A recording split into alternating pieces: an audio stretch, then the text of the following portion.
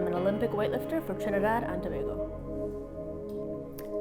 To be good at Olympic weightlifting, it takes quite a lot of dedication to doing some really grindy exercises.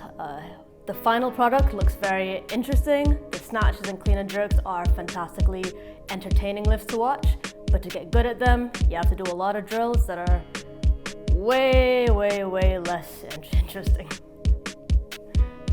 I got into Olympic weightlifting through CrossFit.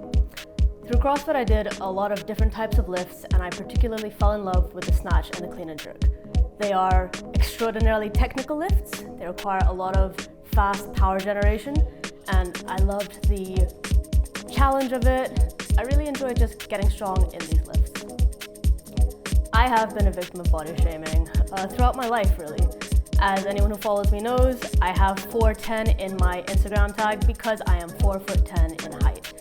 And I cannot tell you how many people I've met who immediately say, "You are so short." Like, yeah, thanks, I didn't know that.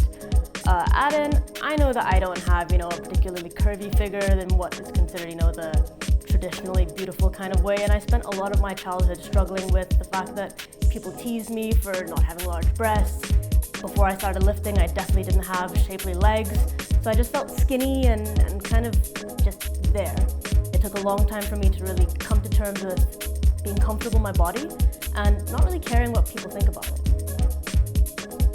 I chose to be a part of the body issue because I think that body shaming is a really important topic for people to discuss.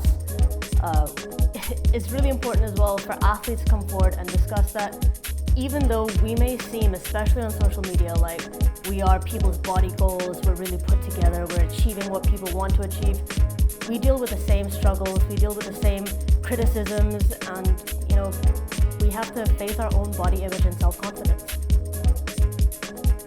So the advice I'd give for any females or women looking to get into weightlifting specifically is that, one, recognize the sport is different to powerlifting. A lot of people locally do not know that there's actually a separate sport called Olympic weightlifting.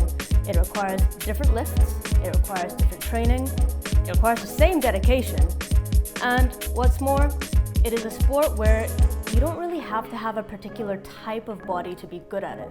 So don't feel like you have to look a particular way, you have to have a certain amount of muscle on you to start, or you have to have a certain amount of body fat versus muscle to be good at it. All that really matters is that you have the dedication, the passion, the willingness to keep working on it, and you get to just love what your body can do. So I would say I have quite a few anecdotes of personal experiences with body shaming. As I said before, a lot of people have commented on my height even when they first meet me. Literally the first comment I get from people is, "Wow, you're short." And it's crazy that people think that that's an appropriate comment to make, or that they think I don't know. I chose to make it part of my brand because I can't change my height. I might as well just own it, and I might as well just make it something that everybody's going to know me for, being small and strong. Another anecdote I have is I come from my mother's side, an Asian background. So culturally there's a lot of pressure, especially on young women, to look a particular way, to have a particular type of body. And I really never had, the shapely curves growing up. I definitely grew up having to think that I had to always keep a really flat stomach. I couldn't allow myself to look outside of a particular body type.